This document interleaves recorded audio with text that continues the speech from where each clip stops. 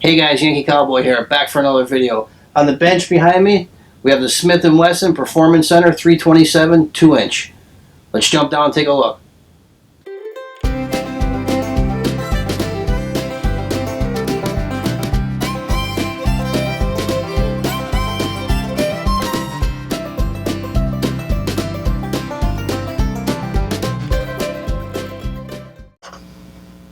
Alright guys, we're down and dirty on the bench.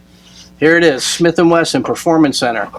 Nothing too fancy about the box. Let's just scroll around so you guys can see how it comes. I always like to show you guys how it comes packaged.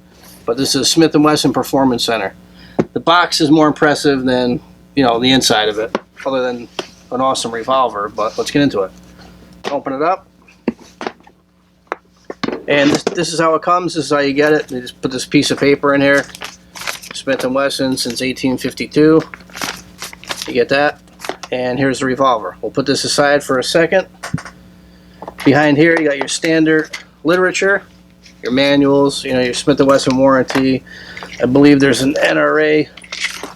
Yeah, there's a NRA thing in here, a card. Save some money on joining the NRA. You got your locks for it, which we'll leave that out. And they give you cable lock and moon clips, which the moon clips I got right here, which we'll get into that in a second. So let's get the box out of the way. Nothing fancy here, guys, for the box. You figured Performance Center might have been cut out and placed in there a little different, but oh well, no big deal. I've got a million of these plastic boxes like most of the other guys who buy and collect guns, so nothing fancy there. Alright, let's hop into the revolver. First things first, let's make safe. Safety Sally's. 8-shot cylinder, guys. Look at that. That's a lot of holes. That's one of the reasons why I got this thing. Alright, so it's clear. Alright, I don't even know where to begin on this one. I'm so excited because I've been watching videos. There's a fellow YouTuber from my state, the old 1911, and I'll definitely leave a link to his channel. He's got some really good videos. He's got good information, and I've been enjoying watching his videos. But this particular one, he's done a lot of videos on, and there's not many other videos out there on the 327. This particular one. This is, the scandium titanium. This thing weighs nothing. But anyhow, another one of my subscribers who I want to thank, Jerry, he turned me on to this old 1911, another gentleman from Connecticut. It's kind of great in this YouTube thing, you can meet a lot of people, especially in your own area, they don't even know about. And I went to his channel, checked this particular revolver out. I fell in love with it immediately. He had plenty of good videos and good feedback on it. So I knew right where he bought it. And I pressed my luck and went there. I contacted him. We talked a little bit. He said he was there a little while back and he didn't see any. So I tried my hand at it and went. I went there on a Sunday, and the state here closes early. I got there a little late. Was able to purchase the revolver, but I couldn't take it home because the state was closed and I couldn't get the transfer number. So anyway, long story short, the one that he had in the glass case, he says, well, I'll put this one back in the case. I'll go get you a brand new one upstairs, and I'll put your paperwork with it, and you can come back tomorrow and pick it up. I was like, wow, you got more of these? He's like, yeah, we got a few up there. So they really stepped up their game, this local shop that we have here. And they had quite a bit of Nighthawks and stuff. I mean, they really impressed me with the stock that they had. I didn't really plan on finding this there. I was hoping, maybe they could order it or something. But they had it in stock, It's not a cheap revolver, but, you get what you pay for. This is a Performance Center. The trigger on this thing is phenomenal. I'm not a huge double action fan because I shoot 1911s and most of my striker fire guns, they're single action. This is a double action revolver, but I'll tell you what, my trigger gauge that I have only goes up to 12 pounds, and most of my revolvers are over 12 pounds. This one in double action, I think it came in around 10.5, which it's so sweet of a trigger. And then the single action on this is a hair trigger. Take a good look. I'm barely going to touch this thing. I didn't put any pressure on it. It's like a hair trigger and single. But let's talk about it for a minute. Frame is done in a scandium alloy, I believe, and the titanium cylinder and barrel shroud here. There's the business end. That's obviously stainless steel inside there, or some. It's pretty heavy duty, guys. You can see the forcing cone there. 8-shot. That's one of the reasons why I wanted this thing. It's an 8-shot revolver. I mean, here in Connecticut, you can only carry 10, so I mean, I'm fine with 8 shots of 357 or even 38 plus P. Got your Smith & Wesson engraved here. Nice set of grips on this thing. They're very slim. This is a very slim profile revolver. I mean, people think, oh, 8-shot cylinder, it's got to be huge. It's wide, but I'll tell you what, I haven't carried it yet, but I stuck it in my pocket just to see, but it wasn't bad. Not that this is going to be a pocket carry. This is an end-frame Smith & Wesson, so it's pretty good size. But again, it's also compact because it's a snub nose. And let's take a look at the sight picture. It's just got a ramped channel, but I do like the orange. I particularly like the way this looks. Let's see if I can get you a good picture there. I could pick up that orange very quickly, very easily for me, and get right on target. But this is going to be an up close and personal type of pistol, anyhow, a revolver. Excuse me. So, not too worried about that. But I'll tell you what, I did take it to the range briefly, and I'm going to throw some range footage in this video. And for a short barrel, I was hitting the plates up in my gun club at about, I think those plates are like 20 yards. And I was able to hit them without, really bearing down and focusing, just running some rounds through this just to see how it handled. I only shot 38 out of it so far, guys. I haven't shot 357 mag out of it yet, but I'm pretty impressed with it. It's just a sweet shooting revolver. I just love the look of it. It's so light. I can't believe how light this thing is. That's another thing. It's super, super light. Now, Smith & Wesson, you got this is a cylinder release. You push forward on that, you pop your cylinder out. But above that, you have this little hole there. That's where the key goes in for the lock. You'll turn that and you won't be able to open the hammer. These are the keys that you get with it. It's just 2 little keys and you can lock that. I'm probably never going to do that because my guns are either secured in the safe or they're on me. You also get moon clips with it. They supplied 3 moon clips.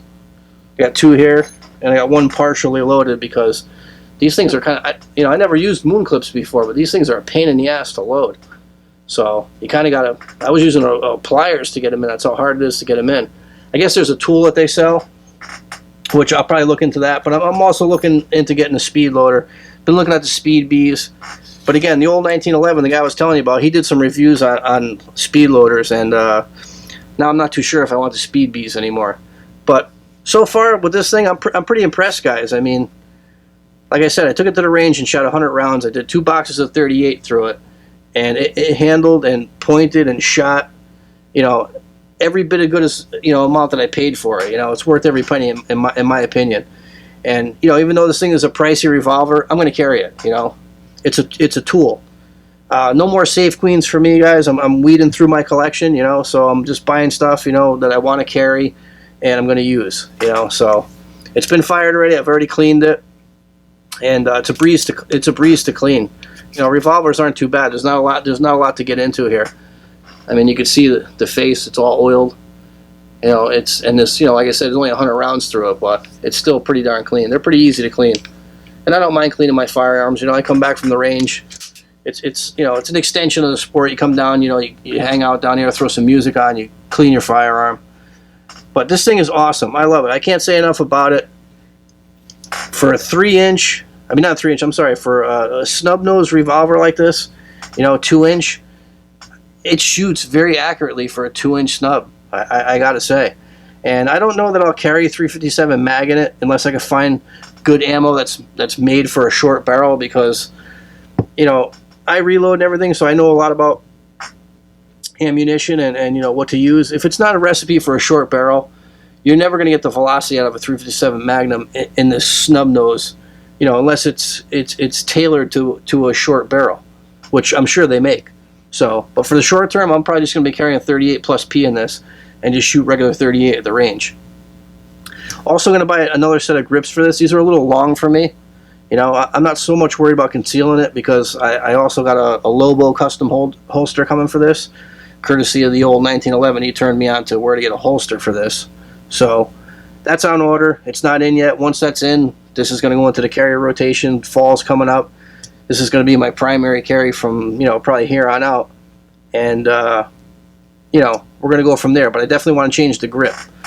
It fits my hand and everything. It's an end frame. It's a big, I shouldn't say big. It's an end frame. It's a full-size frame. But the handle on this is just a little too long for my liking. I'm going to get a shorter boot grip handle for it. Maybe VZ or something. I'm not quite sure yet. I still got to look around for what I want. But that's going to be changed. But we're going to do more videos on this. I don't want to make this too long of a video. I'm going to throw in some shooting clips of this right now, and we'll take a look at that, and then we'll go out for some final thoughts. All right, first shot's a 38 out of the Smith & Wesson 327 Performance Center. Going in double action.